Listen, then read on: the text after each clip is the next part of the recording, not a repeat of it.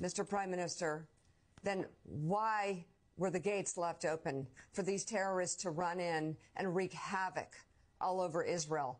And it took 8 hours for you to respond. If you were so clear on Hamas wanting to kill Jews 365 days a year, every minute of every day, why in the world weren't you ready? And why were you supporting funding to go to Hamas? It makes no sense. And actually, to Carville's point, I just question at this point what he would do to stay in power, because he has done a number of things in his government leading up to the war to stay in power that many say are naked moves that are just completely corrupt to stay in power. Now he's in a war.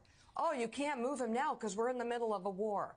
What next? Well, this is exactly when they need new leadership. They need new leadership, and the White House knows this, because you have a guy whose very political existence has been centered around security. And so this is a guy that oversaw the greatest failure of intelligence in Israeli history, led to more deaths because of his intel failure of Jews than any time since the Holocaust. He knew that this attack was coming for a year. They had the plans in his government for the year, written down how Hamas was going to do it. They knew this was coming for a year.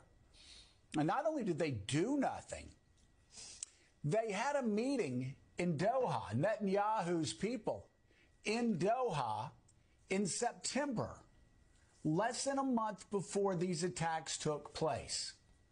And the Qataris asked Netanyahu's government, does Netanyahu still want us to send money to Hamas?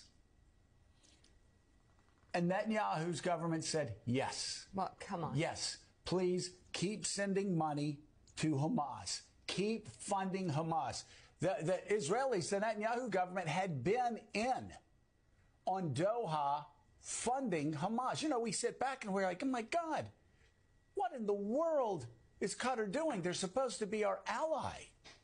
And then we find out in the New York Times 2 days ago that actually it's Netanyahu who's telling Hamas to keep funding Hamas.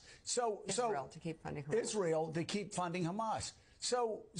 And by the way, we still haven't gotten an answer from anybody in the government on why, after 9/11, it took 3 minutes for our first responders to get there.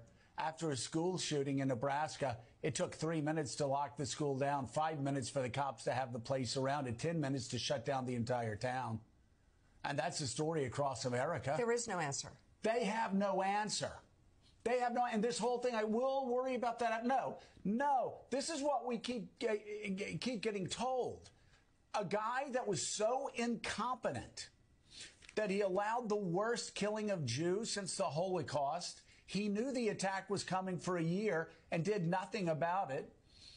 He told Qatar to send hundreds of millions of dollars to Hamas weeks before the attack.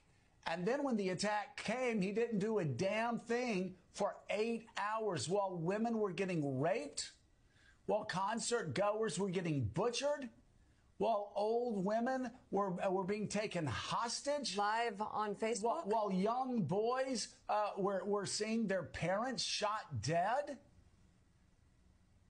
And this is Netanyahu's government. Richard Haas, this whole security argument doesn't work. And James Carville is exactly right. It's something that I keep asking myself, and they go, oh, we can't do anything until after the war. You have a guy that allowed this to happen. It was on his watch. He asked Doha to fund Hamas.